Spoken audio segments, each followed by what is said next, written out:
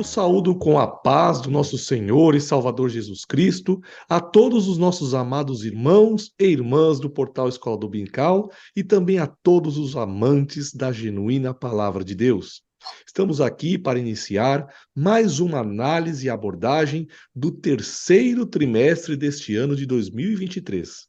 Querendo Deus, nós estaremos estudando o tema A Igreja de Cristo e o Império do Mal. Como viver neste mundo dominado pelo espírito da Babilônia. O comentarista é o pastor Douglas Batista. Após nós estudarmos esse segundo trimestre, onde fortalecemos a nossa família, agora estamos prontos para estudar como enfrentar o império do mal que reina neste mundo. E, meus queridos, como os irmãos estão acostumados, para brilhantar a nossa análise e abordagem deste terceiro trimestre, contamos com toda a equipe aqui do Portal Escola Dominical, e eu queria pedir que cada um cumprimentem os nossos irmãos e irmãs do Portal Escola Dominical com um bem-vindo e com a paz do Senhor. Primeiramente, com muita saudade que nós estamos do nosso decano, pastor José Serafim de Oliveira. Seja bem-vindo, meu irmão. Obrigado, irmão, obrigado pela saudade. Eu é que tenho saudade de estar na reunião com os irmãos. Já me faz há quase que 90 dias que estou ausente. Para mim faz muita falta. Mas estou me sentindo em casa agora com vocês outra vez, graças a Deus. Cumprimento nossos amados irmãos com paz do Senhor e oxalá que o Espírito Santo esteja guiando essa nossa abordagem e já demos para os nossos ouvintes um clareamento total desse trimestre tão importante. Deus nos Amém. abençoe. Seja bem-vindo, meu querido. Pastor Antônio Obrigado. Mardônio, seja bem-vindo, meu amado. Obrigado, meu amado. É um prazer estar mais uma vez aqui com vocês. Paz do Senhor para o pastor Caramuru, pastor Serafim, também para você, nosso excelente bispo. E a todos os nossos amados irmãos que nos acompanham também, que Deus possa abençoá-los e que possamos transmitir a vocês esta abordagem que seja muito edificante para este tema que estudaremos neste terceiro trimestre de 2023. Bem-vindo novamente. Pastor Dr. Caramuru, seja bem-vindo, meu querido. A paz do Senhor, presbítero Humberto, a paz do Senhor, pastor Mardônio, a paz do Senhor, pastor Serafim, felizes pela recuperação que o pastor Serafim está tendo. E eu estou aqui muito contente e agradecendo mais uma vez ao Senhor por esta oportunidade para esse trimestre importantíssimo em que nós vamos aprender a como lutar contra este mundo que está no maligno. Amém. Meu querido, e remindo o tempo, já quero começar com o nosso pastor Caramuru, nos esclarecendo, pastor, qual a relação que há entre a Igreja de Cristo e o Império do Mal? Veja bem, a relação que existe entre a Igreja de Cristo e o Império do Mal é uma relação de total oposição e contraditoriedade, né? A Igreja ela é formada justamente por aquelas pessoas que, por terem crido em Jesus, saíram do mundo. A nossa declaração de fé, no item 8, quando fala da nossa crença na Igreja, ela diz que nós cremos na Igreja, que é o corpo de Cristo, a coluna e firmeza da verdade, una, santa e universal Assembleia dos fiéis remidos de todas as eras e de todos os lugares, chamados do mundo pelo Espírito Santo para seguir a Cristo e adorar a Deus. Então, nós vemos aqui neste item do nosso cremos da declaração de fé, primeiro que a igreja é o corpo de Cristo. Então, a igreja ela está unida a Cristo e, por estar unida a Cristo, tem a Jesus como cabeça. O mundo, que é o império do mal, é diferente. O próprio Jesus disse lá em João, capítulo 15, versículo 18, se o mundo vos aborrece, sabei que primeiro do que a vós, me aborreceu a mim. Então, se a igreja é o corpo de Cristo, então a igreja é odiada pelo mundo, porque o mundo odeia Cristo. Então começa daí. Segundo, a nossa declaração de fé diz que a igreja é a coluna e a firmeza da verdade. O império do mal, que é o mundo, e eu gostei muito da expressão império, porque império é um domínio de quem força alguém, oprime alguém. Esse é o sentido de império. Né? Na Bíblia, em Hebreus capítulo 2, é dito que o diabo tem o império da morte. Então, por isso que é bem bíblico o nosso tipo, né? Em Hebreus 2:14. E aqui a palavra império é o governo, o domínio, a opressão. Então, veja que a igreja é a coluna e a firmeza da verdade, até porque é o corpo de Cristo e Jesus é a verdade. O mundo está dominado pelo diabo. Jesus diz que o diabo é o príncipe deste mundo. E o diabo é o pai da mentira. E Jesus diz que ele não se firma na verdade.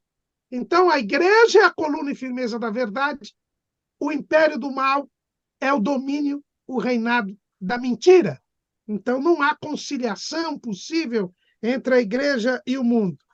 Ainda se diz que a igreja é una, é santa e é universal. A igreja é santa, ela está separada do mal, separada do pecado. O mundo, João, escrevendo lá em 1 de João 5:19, diz que o mundo está no maligno. Uma outra tradução diz que jaz no maligno, quer dizer, repousa no maligno, está envolvida pelo mal, pelo pecado. Então, não há como conciliar. A igreja é santa porque está separada do pecado. As pessoas saíram do mundo, como diz esse item, elas foram chamadas do mundo. Aliás, a própria palavra eclesia quer dizer chamados para fora, fora do quê? Do mundo. Então, não há nenhuma relação possível entre a igreja e o império do mal. Só para nós terminarmos, porque já estou até me alongando muito, o apóstolo Paulo, lá em Atos 26, ele revela que Jesus, ao aparecer a ele, diz que ele estava sendo chamado para abrir os olhos dos gentios, que são aqueles que moram no mundo, os incrédulos, para abrir os olhos e das trevas os converteres à luz, e do poder de Satanás a Deus. Está lá em Atos 26:18. Então, o mundo é o lugar de trevas, lugar de escuridão, é o lugar do domínio do diabo. Enquanto que a igreja é o lugar da luz, é o domínio de Deus. Deus é luz, não há neles trevas nenhumas. E não há comunhão entre a luz e as trevas. Então, a relação entre a igreja e o império do mal é uma relação de oposição, de contraditoriedade, onde não é possível nenhuma compatibilidade, nenhuma comunhão. E nesta análise, agora no subtítulo da nossa lição, Pastor José Serafim, o comentarista, muito apropriadamente, e a nossa casa publicadora, ao falar deste mundo, diz que ele é dominado pelo espírito da Babilônia. O que é, Pastor José Serafim, esse espírito da Babilônia? Babilônia era um império pagão, idólatra, e foi justamente o poder de Babilônia que Deus usou para punir o seu povo Judá e Benjamim. Eles foram punidos quando foram conquistados pelo poder babilônico.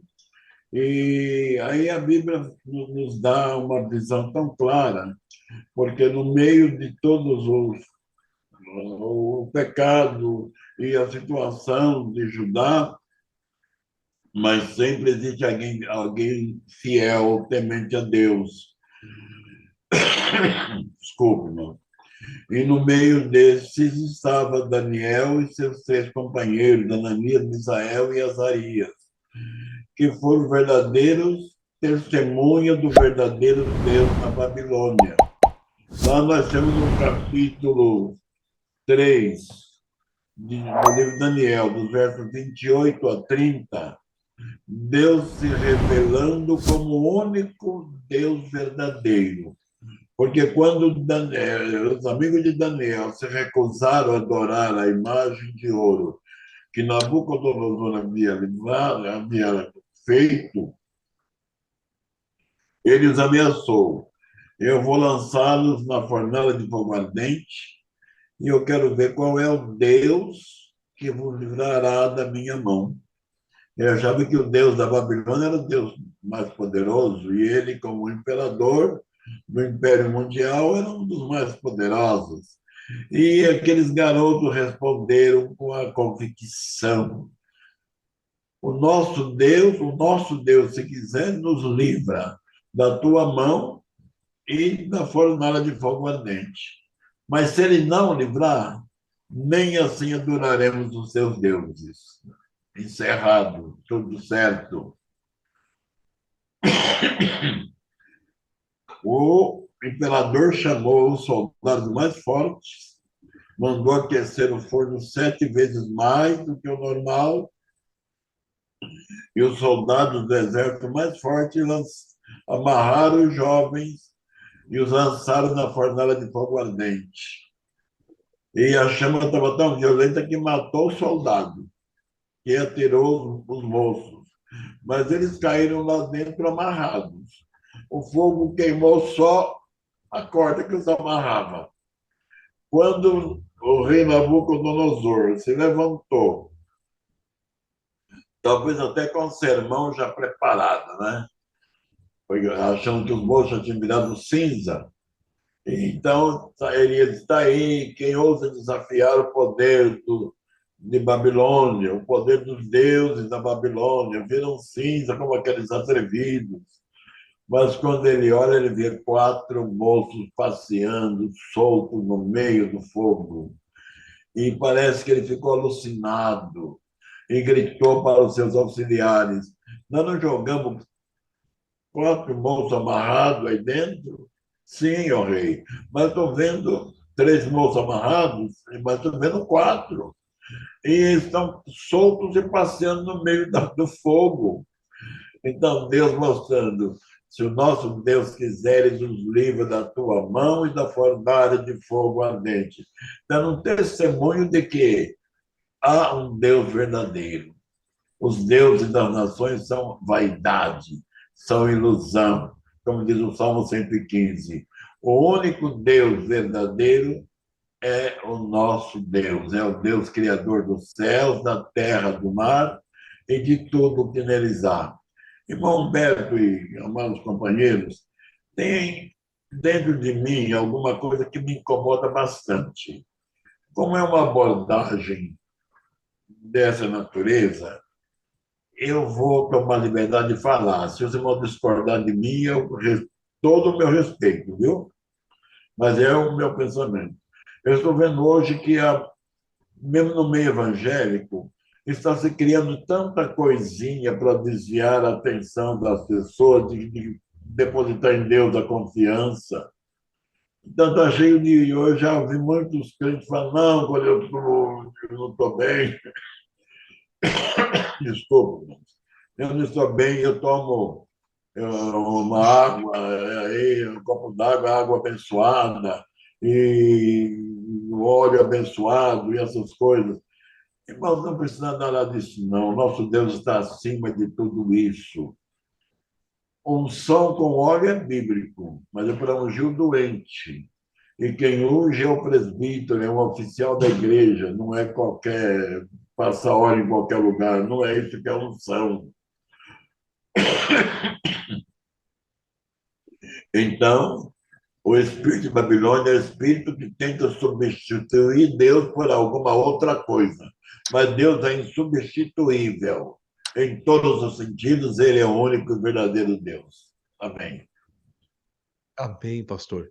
E nessa linha que o senhor levantou sobre esse espírito da Babilônia que tem dominado esse mundo em que nós vivemos, e juntando aí com a explicação do nosso pastor Caramuru, sobre a igreja estar no mundo, mas não é do mundo, não compactuar com o mundo.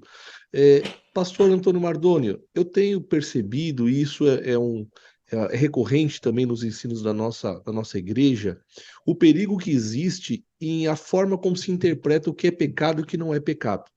Inclusive, nesse trimestre, existe uma lição, a lição 2 fala sobre a deturpação da doutrina bíblica do pecado. E nesse sentido, pastor, fala para nós um pouquinho quais os conceitos mundanos sobre o pecado. Muito bem, antes nós queremos falar a respeito do pecado, não está em conformidade com o padrão de Deus. O padrão de Deus é a santidade. E ele nos recomenda: sede santos, porque eu sou santo. Sede santos em toda a vossa maneira de viver. E quem é santo, santifique-se mais ainda. Então, todas as vezes que nós ferimos este padrão, que é a santidade de Deus, nós pecamos. Nós pecamos exatamente por isso. Mas nós somos pecadores remidos. Nós, portanto, se dissermos que não pecamos, estaremos mentindo. Somos pecadores remidos, portanto. E nós tememos muito a Deus. Quando nós, portanto, ferimos esse padrão de Deus, que é a sua santidade, o Espírito Santo que habita em nós já nos conscientiza que nós erramos. Então, nós nos arrependemos, e quanto maior for o erro que nós cometemos, maior será também o arrependimento. E com esse maior arrependimento, nós vamos nos corrigir deste erro. Pelo menos esse erro nós não cometeremos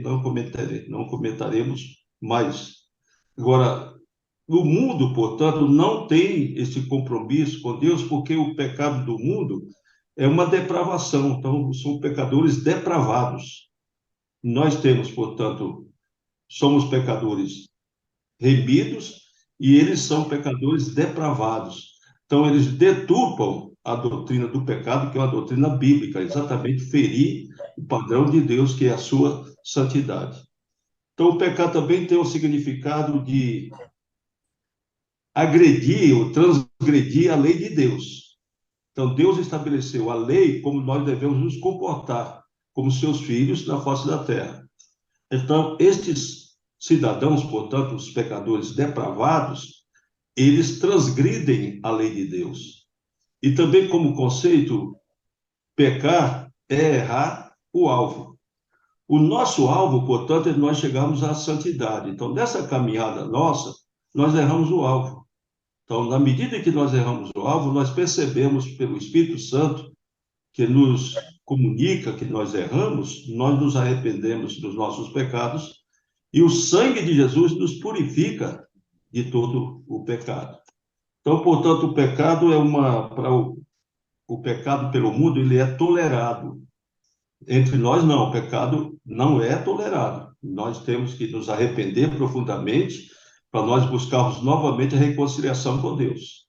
Então, diariamente devemos confessar os nossos pecados, as nossas faltas, e recebemos, portanto, o perdão de Deus. E nós vemos, portanto, que nesse momento, dessa deturpação do pecado, a família é desconstruída e a doutrina da santidade é negligenciada. Então, nós pregamos a doutrina da santidade, que as pessoas precisam ser santas como Deus é santo. E Deus conhece a nossa estrutura, Deus sabe que nós somos pecadores, Deus sabe que nós conduzimos a natureza adâmica, e a natureza adâmica, até o momento de nós darmos o último suspiro nesta vida, leva-nos ao pecado.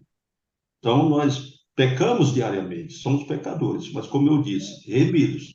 E o sangue de Jesus, mediante o nosso sincero arrependimento, nos purifica de todo o pecado. Então, atualmente, portanto, o mundo estabeleceu a incondicional autonomia sobre o próprio corpo, quer dizer, as pessoas, esses pecadores depravados, eles estabelecem uma autonomia sobre o seu próprio corpo, sem as devidas considerações éticas e morais. Então, não há mais respeito, não há ética. E a ética, ela é de Deus.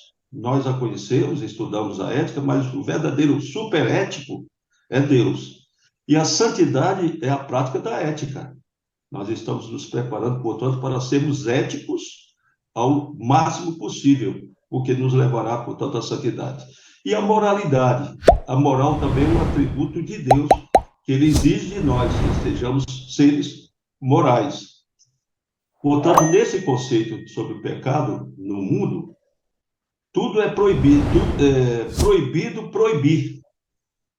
É proibido proibir o uso das drogas, a prostituição, o aborto, o suicídio e a eutanásia. Então, eles estão totalmente afastados de Deus e o conceito de pecado para eles é fazer o que eles bem desejam, porque são depravados e só Jesus pode salvá-los, conforme falou o pastor Caramuru, citando Atos dos Apóstolos, capítulo 26, versículos 15 ao 18.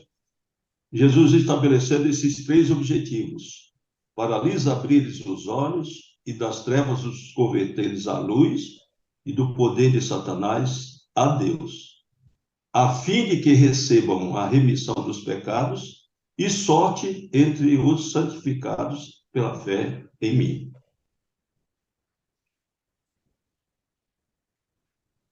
Amém, pastor. Meus queridos, indo nesse caminho, depois da excelente definição do pastor Antônio Mardoni sobre como o mundo vê o pecado, o que é o pecado para o mundo, que é diferente do que é o pecado para a igreja, né? Nesse crescente secularismo que nós temos vivido, eu sempre me lembro de um ensinamento onde se diz que se você tiver um copo de água limpa e pingar algumas gotas ou apenas uma gota de água suja, aquela água limpa, ela não é mais 100% pura, não é? Mas você pode pegar um copo com um pouco de água suja e colocar muita água limpa que você não vai conseguir limpar aquela água suja. Então, um pouquinho de sujeira, ela consegue aí, com certeza, contaminar a água pura. Esses dias, irmãos, eu estava lendo um pouquinho sobre os alimentos industrializados, não sei se os irmãos sabiam disso, mas todo alimento que nós compramos hoje no supermercado, ele tem uma tolerância de contaminação.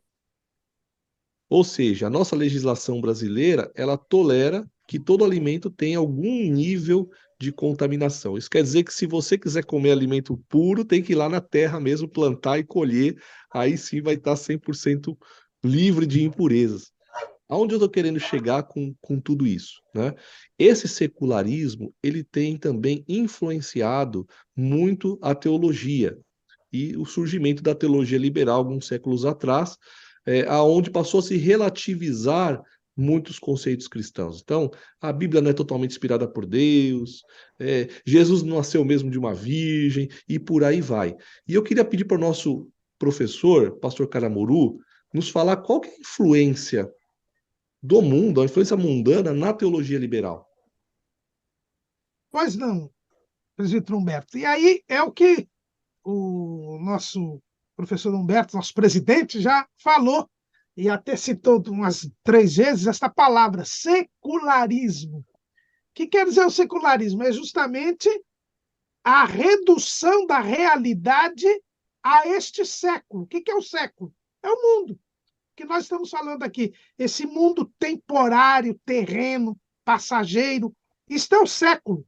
Tanto que a Bíblia diz, né, Paulo escrevendo lá, 2 aos Coríntios, capítulo 4, versículo 4, ele fala sobre o Deus deste século que cegou os entendimentos dos incrédulos. Então, nós temos aqui Paulo falando sobre o Deus deste século, quer dizer, o Deus deste mundo, que é o diabo, o príncipe deste mundo. E ele cega o entendimento dos incrédulos.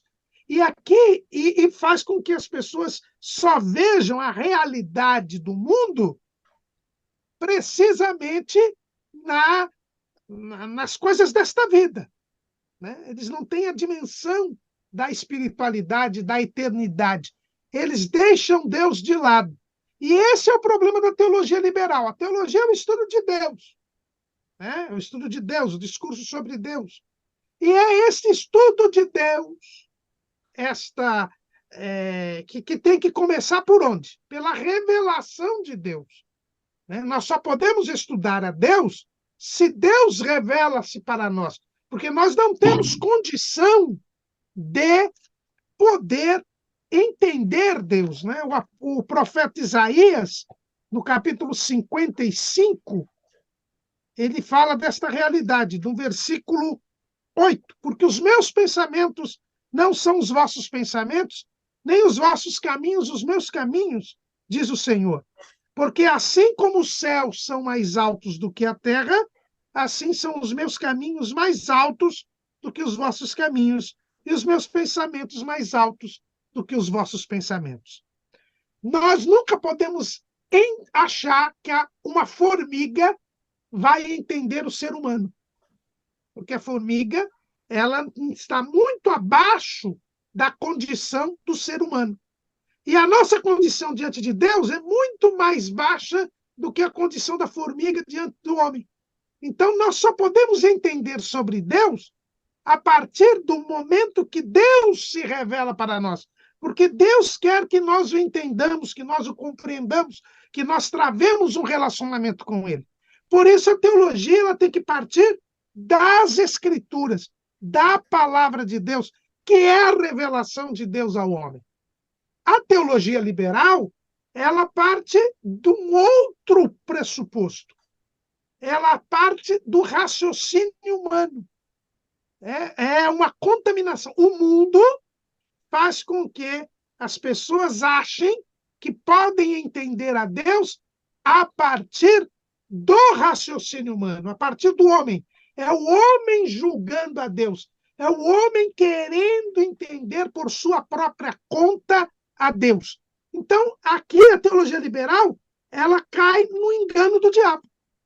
O diabo disse para o primeiro casal que eles seriam iguais a Deus, sabendo o bem e o mal, se fizessem o que quisessem, se comessem do fruto, desobedecessem a Deus. A teologia liberal é a mesma coisa. Então fica essa situação. A Bíblia passa a ser julgada pelo homem. Aí o homem diz o que é correto e o que não é correto na Bíblia. O que é autêntico e o que não é autêntico. O que pode ser acolhido e o que não pode ser acolhido. E ela, inclusive a teologia liberal, ela começa com a chamada crítica bíblica, que surgiu lá pelo século XV, XVI. O que é a crítica? É o julgamento. Então, a Bíblia passou a ser julgada. Em vez de ser crida, ela passou a ser julgada. Ela passou a ser criticada. E o problema é esse. Hoje as pessoas estão envolvidas por uma falsa teologia em que quem prepondera é o homem e não Deus. Não, Moisés não existiu. Não, Jesus não nasceu de uma virgem. Não, os milagres são meras histórias, meros mitos. Quem somos nós para julgar a Deus? Né? O próprio Deus, através do profeta Isaías, ele diz: pode o vaso julgar o oleiro? Quem somos nós senão cacos de barro? Então, o problema é esse. E, lamentavelmente, hoje em dia, nós vemos pessoas que até creram em Jesus, serviram a Deus, e que hoje estão contagiadas com esse pensamento maligno e funesto. Recentemente, um conhecido e renomado pastor aqui em São Paulo disse que a Bíblia precisa ser atualizada. Um outro também, pastor renomado também, que não é natural de São Paulo, mas exerce seu ministério aqui em São Paulo, começou a dizer que Deus não sabe todas as coisas, porque se soubesse todas as coisas, não deixava ter tsunami. Quem somos nós para julgar a Deus? E, infelizmente, isso tem entrado nas igrejas e nas nossa denominação, inclusive, pessoas que começam a questionar o texto bíblico, a contrariar a Bíblia, a dizer que a Bíblia precisa ser atualizada e colocando coisas ou fazendo coisas condenadas pela palavra de Deus e sob a justificativa de que se está contemporizando a Bíblia. Então é um mundo, é o diabo que está aí distorcendo o conhecimento teológico. E sempre o inimigo de nossas almas atuando no principal calcanhar de Aquiles, como poderia dizer, do homem, né? Que são as concupiscências. Muitos aceitam esse modernismo porque querem justificar atender aos seus próprios desejos, né? Essa é a grande luta da humanidade, que somente em Cristo nós teremos vitória. Mas, continuando nessa linha, meus queridos, eu queria ouvir um pouquinho do pastor José Serafim. Nós até aqui entendemos a diferença entre a igreja e o mundo, entendemos a forma como o mundo quer influenciar a igreja, o surgimento aí como o pastor Caramuru falou agora, né, dessa teologia liberal. E, pastor José Serafim, quais os conceitos mundanos sobre o homem e o seu relacionamento, com Deus e com a vida? Como disse bem o doutor Caramuru, professor Mardoni, o pecado fez o homem ficar orgulhoso e sentir-se um semideus. Ele acha que não precisa mais de Deus, ele é o suficiente para tomar suas decisões. E Deus passa a ser quase que um mito na vida dessas pessoas, deixa de ser uma realidade. É a situação que nós estamos vendo no mundo hoje. É aquela mensagem do diabo para Eva, ela continuou falando no ouvido dessas pessoas: você é igual a Deus, você pode, o poder está na tua mão. Nós somos dependentes de Deus, 100% dependentes. Enquanto o homem não entender isso, ele vive sob o poder do pecado. Nós estamos vendo como que o mundo, a sociedade, está indo cada vez por um caminho mais tenebroso, por situações mais alarmantes, mais perigosas, porque ele não quer reconhecer que ele precisa de Deus.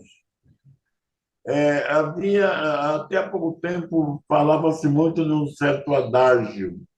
Quando alguém era abordado por certas atitudes, ele dizia: eu sou dono do meu nariz, eu faço o que eu quero.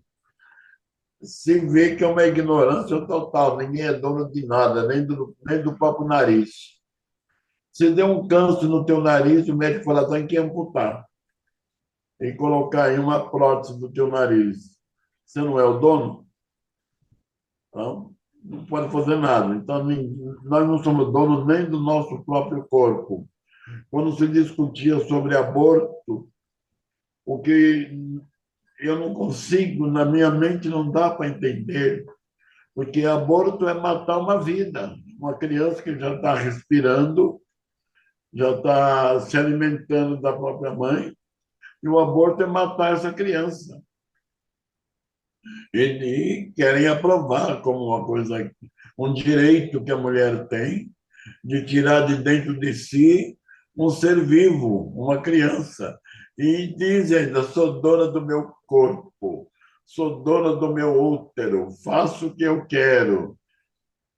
Irão responder por tudo isso. Se alguém que praticou esse pecado se arrependerem, Jesus está de portas abertas para perdoar, mas se persistir, prestarão conta de tudo isso. O sangue desse inocente clamam a Deus, e Deus lhes dará a resposta. Então, o conceito é esse, meu irmão. É quando o homem no pecado se acha dono da situação, não depende, não quer mais depender de Deus, não quer mais precisar de Deus. À medida hoje da tecnologia avançada e o homem conquistando espaço, ele acha que vai se tornar igual a Deus. Mas Deus é infinito. Nós nunca nos tornaremos iguais a Ele. Mesmo os santos que entrarão no céu, vivendo lá por toda a eternidade, ainda não entenderemos Deus 100%. Vamos sempre aprendendo sobre Ele, e quanto mais aprender sobre Deus, mais o amamos e mais dele dependemos. Todos nós dependemos de Deus. Ele pode fechar a qualquer momento o fôlego de vida e não há dinheiro, não há poder deste mundo que contraria a sua vontade. Então, o conceito do mundo é esse. Cada um dizendo, eu sou meu Deus, eu faço o que eu quero. Ignorância e mensagem diabólica, que deve ser rechaçada, tirada. E quem quiser reconhecer a sua dependência de Deus, esses serão abençoados. Verdade, pastor.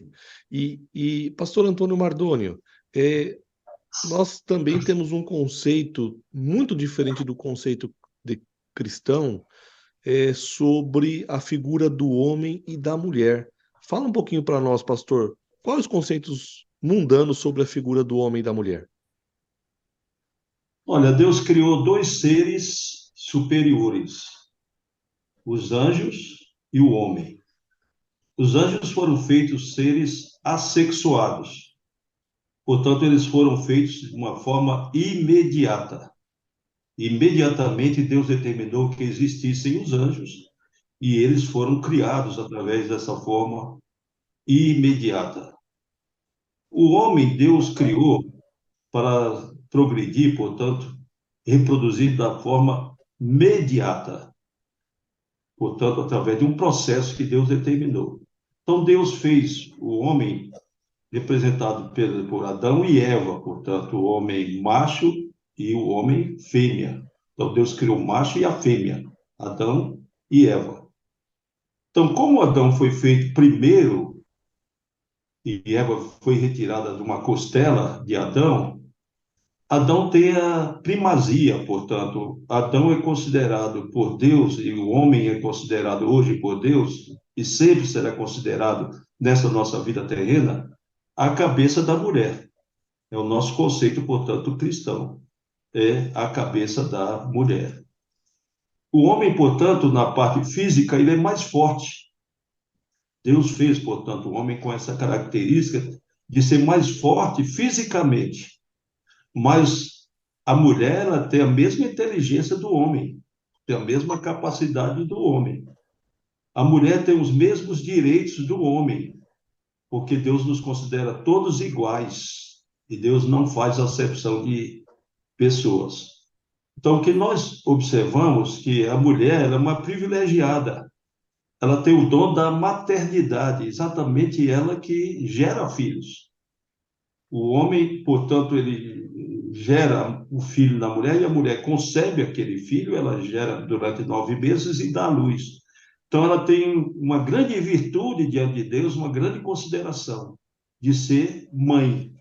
E exatamente Deus criou o homem para essa finalidade, que os dois se unissem, formando uma só carne, para que fossem companheiros um do outro e reproduzissem, portanto, a espécie humana na face da Terra. Então, o homem, ele é feito, como eu disse, da forma mediata, não imediata. Então, o conceito do mundo a respeito do homem e da mulher é que a mulher está lutando, batalhando para ser superior ao homem, através do feminismo. Ela quer ser mais do que o homem. Então, nós não aceitamos, portanto, esse conceito humano de que a mulher deve lutar para ser igual, ser superior ao homem.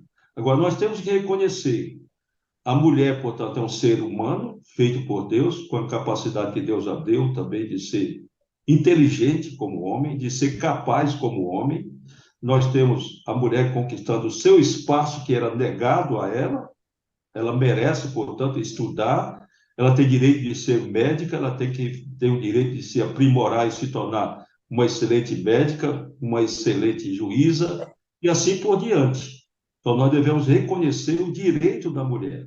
Mas a mulher, ela deve entender que a vontade de Deus foi estabelecida e ela deve ser cumprida. Ela tem que se sujeitar ao homem.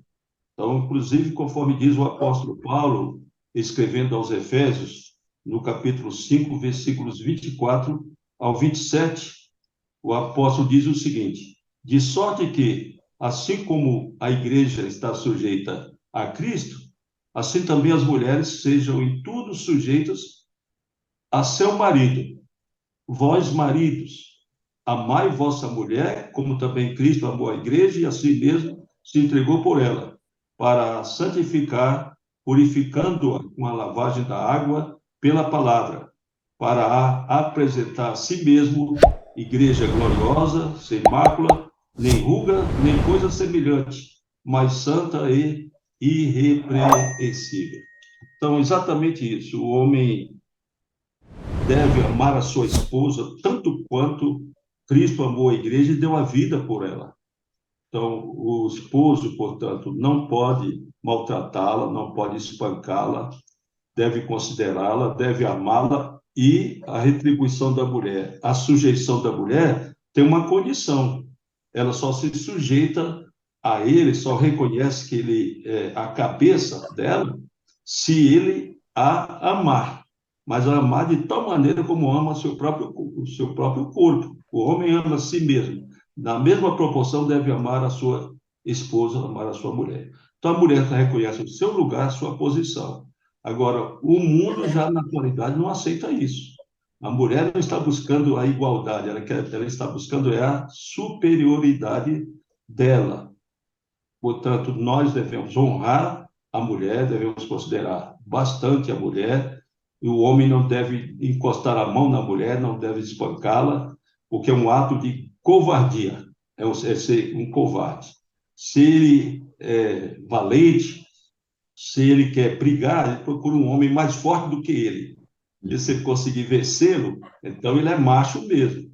Então nós reprovamos o machismo. Não pode existir no nosso meio evangélico também o machismo. Nós devemos entender que a mulher é um ser humano com as mesmas condições nossas de direito que nós temos, que elas foram escolhidas e têm essa primazia de Deus de se tornarem mães, que nós devemos respeitar. Amém, pastor. E nesse trimestre nós teremos 3 lições falando sobre essa desconstrução da masculinidade, da feminilidade. Um tema assim que eu achei bastante interessante, que precisava ser estudado e ser estudado claramente, né? É a questão do transgênero. E, pastor Caramuru, fala para nós sobre os conceitos humanos sobre sexualidade. Pois é, irmão Humberto, nós vamos ter na sequência, depois dessas lições que o irmão até falou, sobre a masculinidade, a feminilidade e, e os transgêneros, né? Essa transrealidade. Gostei muito do título da lição de número 8. Nós temos que tomar muito cuidado, porque o mundo, na sua rebeldia contra Deus, ele chega ao fundo do poço. Nós já estamos nesse fundo do poço.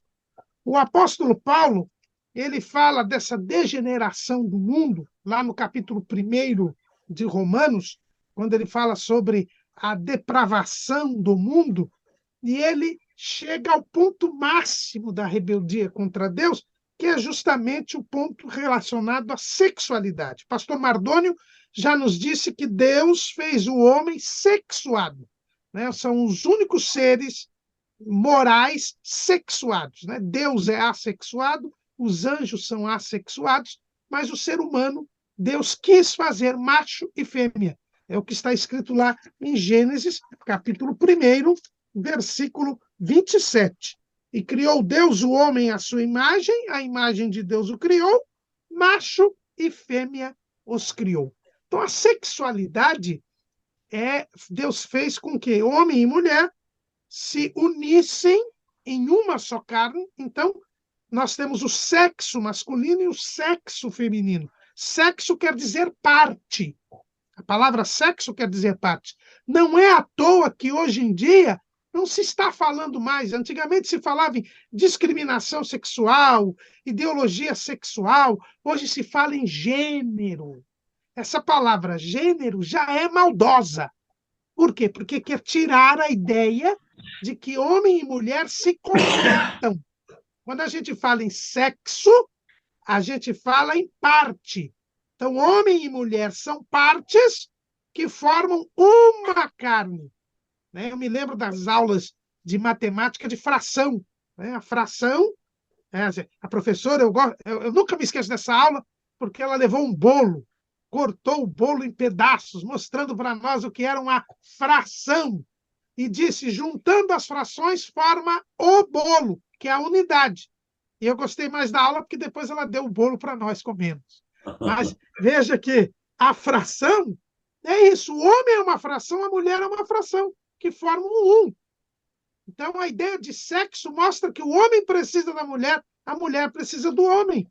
Como Paulo fala lá em 1 Coríntios, capítulo 11, versículo 11,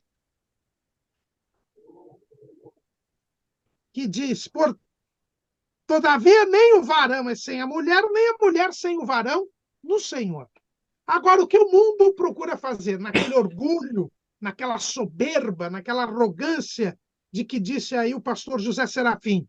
Não, eu escolho o que eu sou. A Bíblia diz, macho e fêmea os criou. Eu fui criado macho, a minha esposa foi criada fêmea. E como Deus que criou, nós temos características físicas, biológicas, físico-químicas, psicológicas diferentes. E não vai ser um botox, não vai ser um silicone, não vai ser uma cirurgia que vai mudar isso. Então, nós temos toda essa sexualidade, que não é apenas os órgãos genitais, é toda uma estrutura diferente e múltipla que Deus cria, que é Deus quem cria. Macho e fêmea os criou. Agora, o mundo diz, você escolhe o que você quer ser. Você pode ser homem, se você quiser. Você pode ser mulher, se você quiser. Se você quiser, você pode ser cisgênero, transgênero. Hoje, Humberto está mais entendido de tecnologia do que eu, desse negócio de rede social, mas até a última vez que eu vi, o Facebook tinha 53 opções para você se identificar com o gênero. E outro dia eu vi uma moça aqui falando que na escola que a filha dela que a filha dela estuda, estava a direção da escola fazendo um banheiro especial para uma aluna, porque ela se diz um gato. Então, uma criança de 3, 4 anos diz que agora é um gato. E então estavam fazendo um banheiro especial para ela, porque ela se sente um gato. Então, isso é uma loucura total, que mostra que ponto nós estamos na cegueira do entendimento dos incrédulos. Né? A opção sexual que a pessoa tenha, né? Se ela quiser seguir os mandamentos de Deus ou não, isso é um outro problema. Agora, dizer que a sexualidade é feita pela sociedade, pela cultura, pelo ser humano, isto é uma mentira. E nós não podemos permitir que isso aconteça. Quais os resultados dessa ideologia de gênero, que é um desenvolvimento do feminismo? Esse feminismo que disse o pastor Mardônio, ele gerou a ideologia de gênero. Simone Beauvoir, aquela filósofa francesa, que era uma grande líder feminista, foi ela que disse que a mulher não nascia mulher. E foi a partir dessa ideia dela que surgiu essa ideologia de gênero, principalmente pela Judith Butler. E o que é o resultado disso hoje em dia? Nós temos tido um aumento incrível do número de suicídios entre adolescentes lá nos Estados Unidos, onde começou isso, justamente porque essa incerteza, essa loucura que crianças que estão fazendo cirurgia, estão amputando órgãos genitais, e depois, lá na frente, o desenvolvimento do organismo vai ser o mesmo. E elas entram em choque, em crise, porque esse é o objetivo do diabo. É fazer com que as pessoas morram. Jesus disse que ele é homicida desde o princípio. e ele quer destruir as pessoas. E atingindo a sexualidade, que é algo íncito, é uma coluna de toda a estrutura pessoal da pessoa. Porque a estrutura pessoal de cada indivíduo, né? Porque Deus fez macho e fêmea. Então, ele criou toda uma série de características diferenciadas. E a negação da sua própria essência leva a esses problemas e à própria autodestruição. Então, tomemos muito cuidado. O sistema educacional está todo ele montado para colocar isso na cabeça das nossas crianças. Os pais devem estar alerta, retirando este veneno que compromete a própria saúde física e mental do ser humano. Verdade, pastor. E o senhor falou dos tipos de gênero, né, do Facebook, mas tem um aí que ele se amplia em incontáveis possibilidades, que é o gênero fluido. Então, o gênero fluido ele pode se transformar em qualquer coisa. Que coisa, que coisa. Tá cada vez mais difícil. Mas Jesus é conosco, graças a Deus. Pastor Zé Serafim, o senhor deu uma palhinha no seu último comentário, mas se o senhor tiver algo a agregar, eu queria que o senhor, ainda mais, que o senhor falasse sobre o conceito mudando sobre o corpo. Na mesma linha que falou o doutor Caramuru, né? Hoje o homem acha que ele é o dono do corpo, pode fazer o que ele quiser. Não ser um homem, mas não, eu quero ser mulher, eu sou dono do meu corpo. Ou não ser mulher, não, eu quero ser homem, sou dono do meu corpo. É exatamente uma doutrina diabólica para levar o ser humano, que Deus o honrou o ser humano. Foi o único ser que Deus criou a sua imagem conforme a sua semelhança. O diabo, quando quis ser semelhante a Deus, foi lançado do céu, perdeu o seu lugar. Mas Deus fez o homem à sua imagem conforme a sua semelhança. E o diabo odeia toda a criação de Deus, inclusive odeia o ser humano. E existem pessoas, aliás, uma grande parte de pessoas no mundo que dão ouvidos à insinuação diabólica. Não, você nasceu homem, mas você pode ser o que você quiser. E tem poder sobre o teu próprio corpo. Vê-se claramente que é uma mensagem do inimigo, do adversário de Deus. Por isso, nós estamos vendo o mundo na situação que vai. É uma situação cada vez mais desesperadora. Agora, irmãos, deixa eu fazer uma confissão aqui aos irmãos e àqueles que nos ouvirem. Quando eu estou nos nossos cultos e quando o pastor anuncia, vamos ouvir o hino pelas crianças, e as criancinhas se levantam, gesticulando com as mãozinhas, cantando e louvando a Deus, eu sinto aquilo, uma alegria por vê-las cantando, mas uma preocupação enorme. Elas estão crescendo num mundo tão perigoso, tão perigoso. O que será dessas crianças daqui 10, 12, 15, 20 anos, quando já estão inseridas na sociedade, com esse tipo de doutrina de ensino? Eu acho que nós devíamos acordar e dar ensinamentos mais profundos, ter conversa mais próxima com os pais. Nem todos os pais têm condição de conversar sobre isso com os filhos.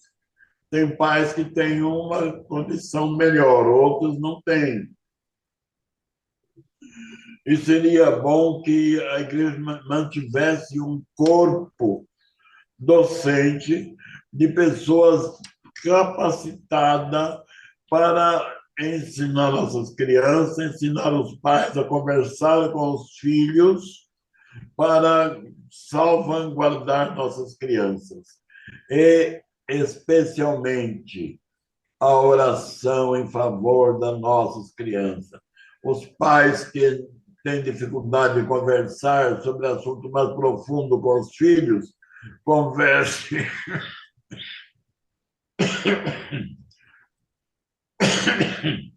Converse com Deus a respeito de seus filhos. Agora me lembro de Lamentação de Jeremias. Põe a boca no pó e clama pelos teus filhinhos. Quem sabe assim haja esperança.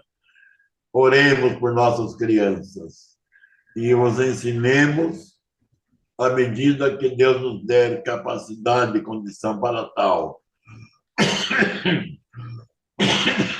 Desculpe, irmãos, a minha condição. E eu espero que nós, como igreja, acordemos e tomemos alguma posição mais firme em relação às nossas crianças, nossos jovens, nossos adolescentes. Amém. Amém, pastor. Eu Queria só concordo dar com o que o senhor uma falou. palhinha aí, Claro, claro. Pois não, pastor. radical, eu vou ser radical aqui. Essa questão do corpo está invadindo as nossas igrejas, porque as pessoas hoje estão com aquela história, Deus só quer o coração, o corpo não é importante. E nós temos visto com preocupação muitas pessoas que se dizem servas de Deus, permitindo que se façam tatuagens, usando piercings nos corpos. O corpo é templo do Espírito Santo, tatuagem e piercing é ligada à idolatria, à filosofia hinduísta, é coisa diabólica. E a Bíblia diz que o nosso templo é corpo do Espírito, o nosso corpo é templo do Espírito Santo. E quando Deus viu coisas estranhas no templo em Jerusalém, ele retirou a sua glória do templo de Jerusalém. A gente estudou o ano passado, quando estudou o livro do profeta Ezequiel. Então, tomemos cuidado com estas coisas. Só isso. Perdão aí. É a sutileza, né, pastor? Que nós estudamos Exato. nesse próximo, né? São as sutilezas. Começa assim, né? Muita preocupação mesmo. E eu estava comentando que eu peguei uma palavra do pastor Serafim, porque até agora nós vimos que o cenário é caótico. O cenário do mundo atual que nós vivemos, estamos aí muito próximos do ápice da maldade em meio à humanidade. Mas o pastor falou em esperança.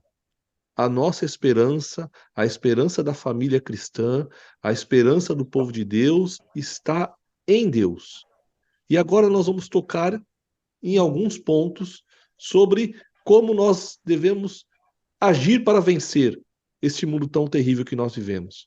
Pastor Antônio Mardônio, primeiro com o senhor, como a igreja deve cuidar do homem interior?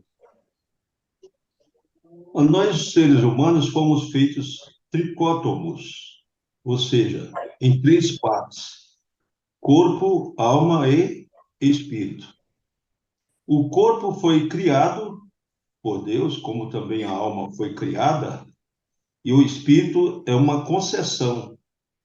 Deus estabeleceu no homem, portanto, parte da sua existência, que é o espírito. Ele assoprou nas narinas de Adão e também de Eva, com certeza, para fazer deles dois seres viventes, seres para viverem eternamente. Então, nós temos este direito de vivermos eternamente que Deus nos concedeu através do Espírito. Então, Deus é Espírito e Ele quer que nós sejamos santos como Ele é santo.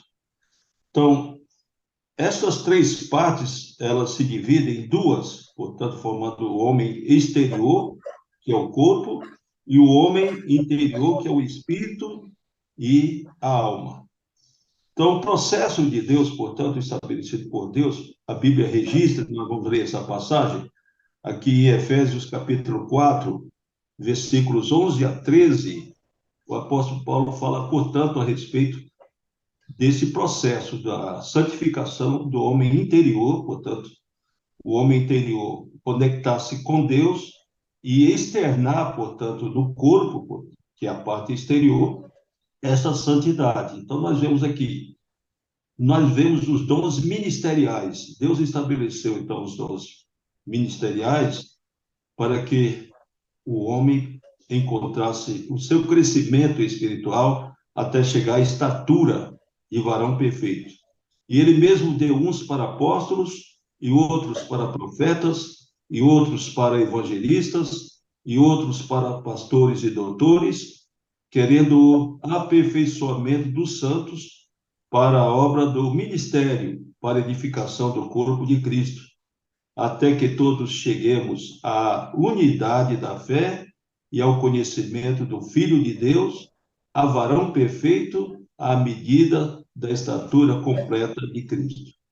Nós vemos, inclusive, o apóstolo Paulo também escrevendo em 1 Tessalonicenses 5:23, que nós devemos preservar irrepreensíveis nosso espírito, alma e corpo.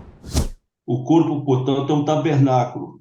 Nós vivemos como que dentro de uma tenda. E este corpo, ele é terreno. Nós nos estabelecemos, nós, portanto, o homem interior, o espírito e a alma, eles são independentes, mas interligados, são interdependentes.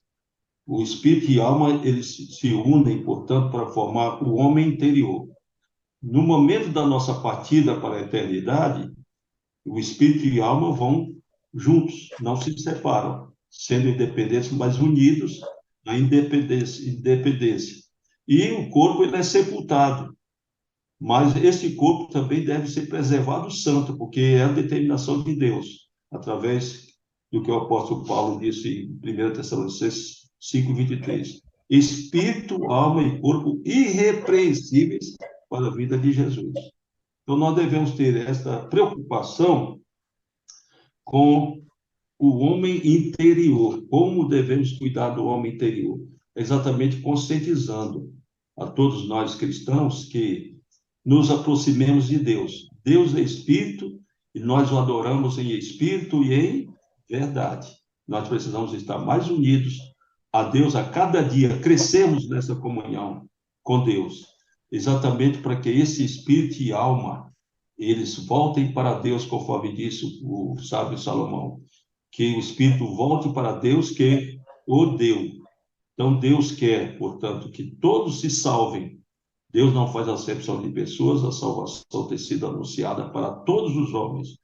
E esse homem interior deve ser cuidado pela igreja. A igreja tem que ensinar ao homem, portanto, esse compromisso que ele tem de se santificar, exatamente mediante a obediência. Nós vemos Jesus dizendo em João 17, versículo 17: santifica-os na verdade, a tua palavra é a verdade. Então, a Bíblia alimenta esse homem interior, e essa Bíblia deve ser ensinada constantemente, diuturnamente, a todos nós cristãos. Esta é a responsabilidade da igreja, cuidar bem do homem interior, porque esse homem interior é que nos garante a vida eterna. Nós vamos viver com Jesus eternamente quando nós ressuscitaremos. Aqueles que partiram já antes de nós estão lá no local específico preparado por Deus, que nós chamamos de paraíso, para retornarem, receberem seus corpos, agora corpos espirituais, e vivemos eternamente com Deus. Então, nosso cuidado não é começando pelo corpo, é cuidando, portanto, do homem interior, que é o espírito e a alma. E como o pastor Antônio Mardoni acabou de nos falar, firmado na verdade, firmados na palavra, convictos em nossa fé cristã. Pastor Caramuru, fala para nós um pouquinho, meu querido, como cultivar a convicção cristã? Pois então, nós temos uma convicção cristã. E essa convicção, ela não é fruto de um sentimento humano, né? Nós pertencemos à igreja porque fomos convencidos pelo Espírito Santo. É Jesus quem nos diz isso, lá em João, capítulo 16, versículo 7. Todavia digo-vos a verdade, que vos convém que eu vá, porque se eu não for, o Consolador não virá a vós. Mas se eu for, enviar-vos-ei. E quando ele vier, convencerá o mundo do pecado e da justiça e do juízo. Do pecado, porque não creem em mim. Da justiça, porque vou para o meu Pai e não me vereis mais. E do juízo, porque já o príncipe deste mundo está julgado. Então, os irmãos vejam que quando nós cremos em Jesus, quando nós entramos na igreja, nós somos convencidos de 3 coisas. Primeiro, de que nós somos pecadores e precisamos de salvação. Precisamos confessar os nossos pecados e nos arrependermos. E toda vez que pecarmos, pedimos perdão, como o pastor Mardônio já nos disse hoje. Segundo, que eu tenho que ser convencido da justiça, ou seja, Jesus não está aqui para eu imitá-lo, mas eu estou certo de que ele é o exemplo, ele é que eu tenho que seguir, então eu passo a imitar a Jesus e eu fico sabendo como Jesus viveu pelas Escrituras. Por isso que o pastor Mardônio disse, nós não podemos deixar de meditar de dia e de noite nas Escrituras, porque as Escrituras vão nos fazer mais parecidos com Cristo a cada dia, seus imitadores. E, em terceiro lugar, eu tenho que estar convencido de que o diabo, embora seja o príncipe deste mundo, já está condenado. E, ao contrário de alguns países por aí, não adianta descondenar, porque ele não tem como descondenar para governar o mundo. Ele é um condenado. Então, eu não posso mais segui-lo, crer nele. Sei que ele é mentiroso e que ele está condenado. Eu não devo ceder às suas tentações. Então, eu preciso cultivar isso. Eu fui convencido disto e eu preciso agora tomar atitudes, enquanto eu estiver aqui na Terra, para, primeiro, viver em santidade. Eu não posso compactuar com o pecado. É por isso até que o nosso comentarista, nessa lição, que vai tratar desse assunto, ele diz que o crente, o salvo, a igreja, ela expressa a sua convicção espiritual através de uma vida moral. Né? Porque, como eu estou convencido de que sou um pecador e que fui remido por Jesus, eu agora tenho que viver em santidade. Então, a igreja combate o pecado, não aceita o pecado, vive sem pecar, não vive na prática do pecado e não se alegra e nem concorda com o pecado. A igreja ela tem uma missão profética na Terra. Ela tem que denunciar o pecado.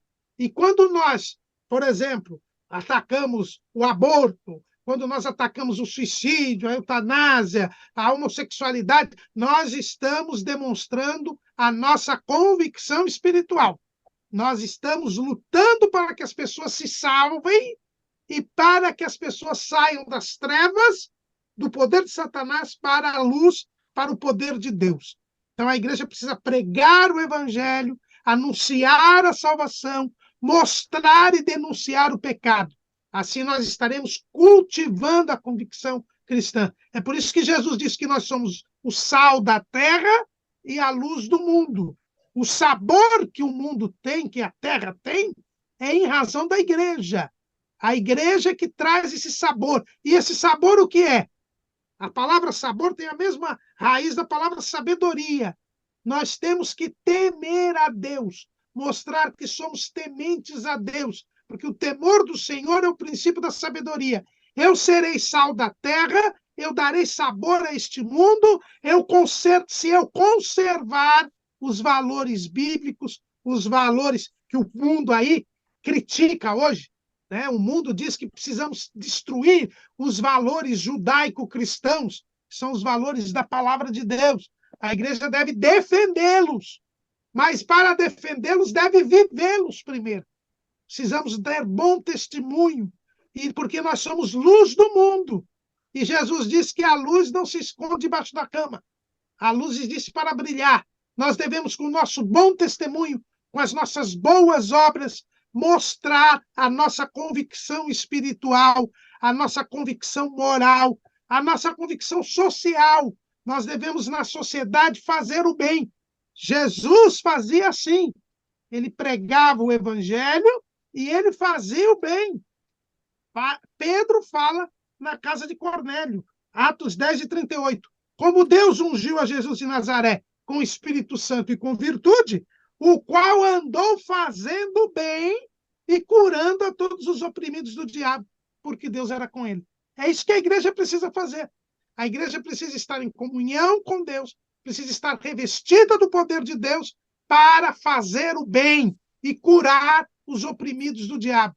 Ter uma ação social, ter uma ação de levar o bem às pessoas, procurar tirar as pessoas da miséria do pecado, mostrando Jesus, mostrando que Jesus salva, mostrando que Jesus cura, que Jesus batiza com o Espírito Santo, que Jesus brevemente voltará, que devemos viver como Jesus viveu. Foi o que a igreja de Antioquia fez. Tanto que os moradores de Antioquia passaram a chamar os crentes de cristãos. Por quê? Porque eles eram pequenos cristos, parecidos com Cristo. Eles viviam da mesma maneira que o Jesus que eles pregavam. E aí as pessoas viam a diferença e começavam a servir a Deus. Foi assim que as sociedades se cristianizaram. E é hoje o que nós estamos vendo. As sociedades batendo no peito e dizendo, somos pós-cristãos. Quer dizer, eles estão admitindo que eles estão abandonando os valores cristãos, que a igreja trouxe através da pregação do evangelho. E são estes valores que nós devemos defendê-los. Mas esta defesa vem não em eleição, não em partido político, não em manifestação. Vem da nossa fé em Deus, da nossa santificação, da presença de Deus nas nossas vidas, porque as boas obras foram criadas para que nós andássemos nelas.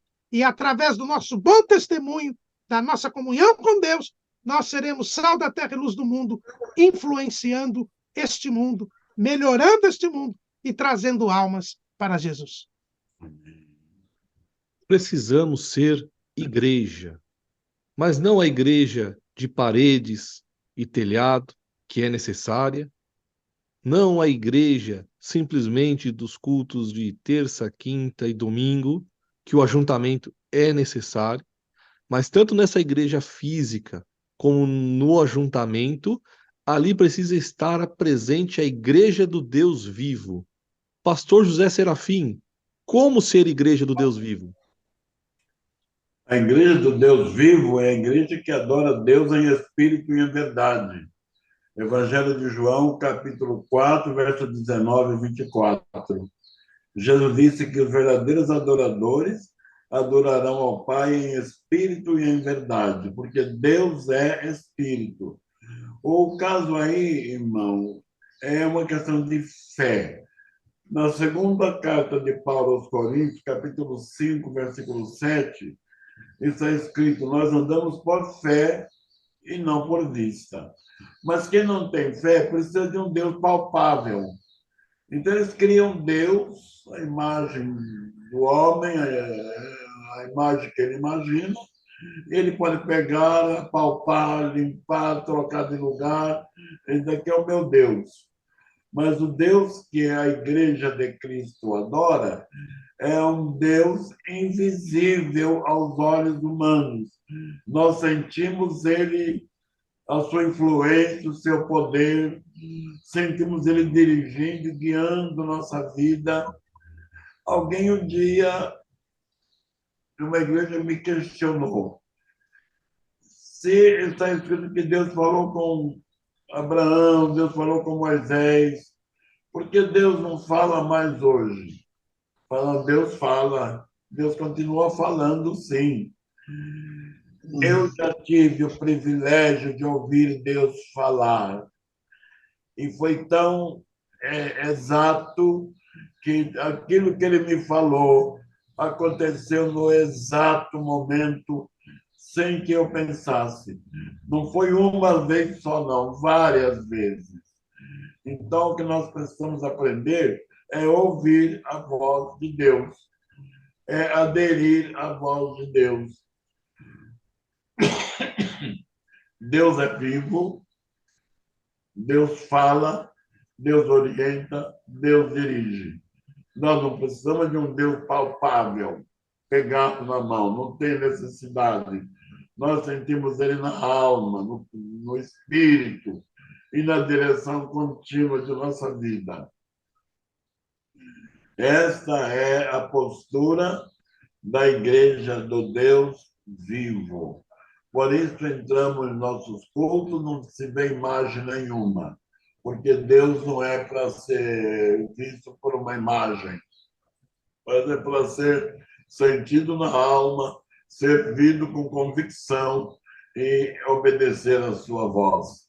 Essa, para mim, é a figura ou a aparência ou a realidade, aliás, da Igreja do Deus vivo. Meus queridos, e uma igreja que cuida do seu interior, do seu homem interior, uma igreja que cultiva a convicção cristã, uma igreja que é do Deus vivo, mas que está no mundo. Pastor Mardônio, como ser o mundo de Deus no mundo dos homens?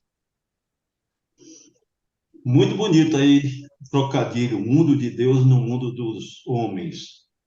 Pastor Caramuru também já falou inicialmente que não somos mais do mundo, nós estamos no mundo, de acordo com o que Jesus declarou em João capítulo 17, versículos 14 a 16.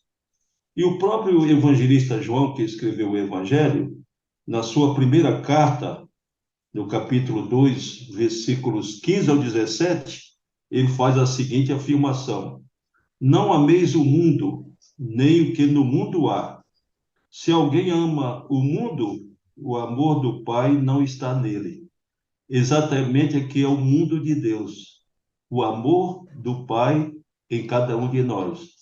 Então, se nós amamos o mundo, deixamos de amar a Deus, nós continuamos no mundo pecando. Nós estamos no mundo, mas não somos mais do mundo.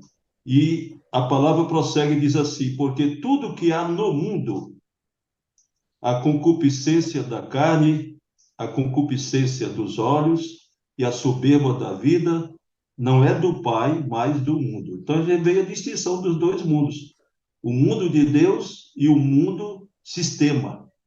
Então, quando diz não há mesmo o mundo e nem o que no mundo há, está se falando, portanto, de um sistema. Porque Deus, quando fala de humanidade, o mundo referente à humanidade, Deus ama. Deus amou o mundo de tal maneira que deu seu Filho unigênito para que todo aquele que nele crê não pereça, mas tenha a vida eterna. Então, esse mundo, humanidade. Mas o mundo, sistema, conforme tanto o pastor Caramuru como o pastor Serafim falaram, ele é cruel, ele é, portanto, deturpador, ele é destruidor. Então, as pessoas estão sendo destruídas, as pessoas estão sendo condenadas exatamente porque vivem nesse sistema, o sistema mundano. Mas o último versículo diz assim: e o mundo passa. Então, nós estamos no mundo de Deus, esse mundo de Deus não passa. Nós vivemos nesse mundo de Deus hoje. O amor de Deus está em nós, portanto, é o símbolo do mundo de Deus, é o amor de Deus nas nossas vidas. Nós temos o templo do Espírito Santo e devemos entender que o Espírito Santo é muito sensível. Ele habita nos nossos corações enquanto nós obedecemos, enquanto não sairmos do mundo de Deus. No momento que sairmos do mundo de Deus para voltarmos para o mundo dos homens, porque são dois sistemas. O mundo de Deus é um sistema, o sistema da obediência, o sistema da santidade, o sistema da comunhão com Deus. E muitos estão dentro da igreja, mas com o pé no mundo, lá fora, e um pé aqui dentro do outro mundo. E até uma ilustração que a pessoa teve uma visão que um crente estava sentado em cima do muro. E de um lado estavam os irmãos e do outro, do lado do muro, estava Satanás. E os irmãos do lado diziam: volta para cá, vem para cá, sai daí, volta, volta, volta, volta. E Satanás, lá de braço cruzado, não dizia uma palavra. Aí alguém perguntou a ele: olha, eles estão clamando lá do outro lado, pedindo para ele voltar. E você aqui desse lado de cá não diz nada. Ele diz: para que dizer? Se ele está em cima do muro, ele já é meu. Então, exatamente, é uma ilustração de que faz diferença o mundo de Deus e o mundo dos homens. Ele diz: o mundo passa e a sua concupiscência, mas aquele que faz a vontade de Deus permanece para sempre. nós já estamos no reino dos céus. O reino dos céus foi estabelecido aqui na face da terra através do Evangelho, o Evangelho do reino, que foi iniciado e pregado por Jesus. Nós já estamos no reino dos céus. E logo mais nós estaremos nos céus do reino. Então é preferível nós chegarmos lá, partirmos para a eternidade, aí teremos, portanto, de direito e de fato, a cidadania celestial. Nós estaremos nos céus do reino. Amém. Graças a Deus. Meus queridos, estamos chegando ao final de nossa abordagem. Quero agradecer o empenho de todos os irmãos, que estão cooperando conosco nesse trabalho. Agradecer aos internautas que têm também nos apoiado com as suas assistências, com as suas orações, com as suas contribuições. Fazer hoje um pedido especial para os irmãos. Nós estamos vendo a recuperação do pastor José Serafim, está ele aí, a sua esposa aí na tela, né? Presidente da EPAPED. E eu queria fazer um pedido especial para os irmãos. Eu vou estar rodando aqui no rodapé, né, da nossa abordagem, os contatos do pastor José Serafim. Ele tem livros excelentes. Os irmãos, olha, eu fui na padaria esses dias e comprei uns pãozinhos, deu R$10, viu? Como o pão tá caro, viu? Mas o pastor José Serafim tem um pão que vem do céu. Livros cristocêntricos, baseados na palavra de Deus, um investimento aí muito pequeno comparado com o que a gente hoje gasta com tantas coisas que se acabam muito rápido, né? Então, os irmãos entrem em contato com ele através do e-mail pr.jserafim@yahoo.com.br, vai estar passando aí no rodapé. Também os irmãos podem ligar para o pastor Serafim. Pega o telefone, o WhatsApp, liga para ele, fala: pastor, quero saber dos seus livros, né? Como é que eu faço para comprar?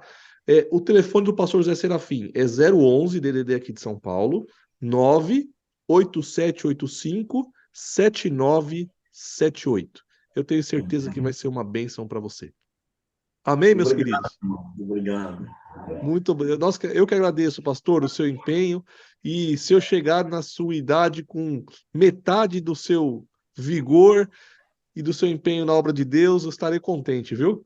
Amém. Vai chegar muito melhor. Glória a Deus. Eu não quero que ele chegue na idade, não. Eu quero que Jesus venha antes, viu? Venha antes, né? É verdade, pastor. Não está fácil, mas com a esse vitória é nossa. Com esse mundo que a gente vai estudar, só tem que falar uma coisa: ora vem, Senhor Jesus. Vem, Senhor Jesus. É verdade, é verdade. Amém, amém. Muito obrigado, pessoal, pastor Mardônio. Deus abençoe. Meu irmão, foi um grande prazer participar mais uma vez dessa live, trazendo essa contribuição para todos os irmãos no Brasil que amam a escola dominical, que eu considero a maior agência de ensino da igreja. Que os nossos amados irmãos sejam muito edificados no decorrer desse trimestre. Estas 13 lições vão nos trazer um grande ensinamento para que nós nos despertemos e não sejamos enganados pelo diabo, conforme falou o pastor Caramuru. Ele é homicida desde o princípio. Amém. Deus abençoe a todos. Irmão, me dá licença, irmão querido. Irmão. Eu me sinto muito honrado de estar participando de um trabalho em companhia do irmão Humberto, do doutor Caramuru e do pastor Mardônio. Eu me sinto honrado ao lado de vocês, viu? E agradeço todo o carinho e atenção que vocês têm tido comigo e continuam tendo. A alegria é nossa, pastor. Obrigado. Deus abençoe a todos. Amém. Ore por esse trabalho, pelo Portal Escola Dominical, por esse novo trimestre que está chegando, para que o Senhor nos dê sabedoria, abra as nossas mentes, os nossos corações, para que venhamos a ser crentes mais fiéis, preparados para encontrar com o Senhor Jesus na glória. Deus abençoe a todos em nome de Jesus. Amém.